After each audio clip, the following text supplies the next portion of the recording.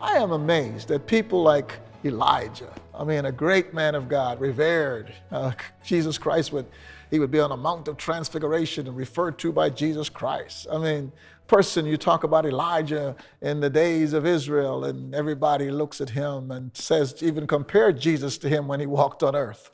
That's a high marker there, like an icon.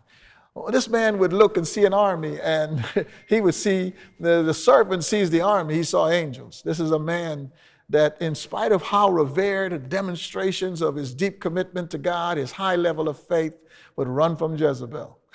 You see, Jezebel was a person who was an evil woman. I mean, there's no question about that. She killed prophets. She supported the prophets of Baal. She just did a lot of evil in the sight of God. And God said, what's going to happen to her? But Elijah, that evidence of her taking a sword and killing him with that sword, that one was a little too personal for him, and he ran. Many times when you look at the negative evidence of Satan, what I mean by that is Paul's shipwreck, beaten 5 times, 39 lashes, locked in jail numerous times. And sometimes when you look at all of that, you go, wait a minute, I got to believe this Bible when all of this stuff is happening to me?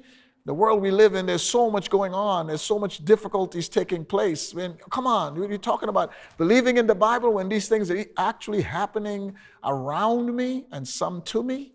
That sometimes steals our faith, minimizes what God is expecting for us to focus on. And that's why Paul would say, whatever things are good, whatever things are lovely, whatever things have good repute, you got to fix your mind on those things. And then the God of peace, not just the peace of God, Holy Spirit, the God of peace will be someone you experience every day. And that's why it's important when all these negative things are happening, remember that it could steal our faith, because faith is a substance of what I hope for and the evidence of what I can't see. It's a substance. In other words, no matter what I'm going through, I have to remember that God never fails. His word does not lie. Hebrews chapter 6 verse 18 said it's impossible for him to lie. Jesus is the truth. So we got to keep our eyes on the things that God is doing, because every good and perfect gift comes from above.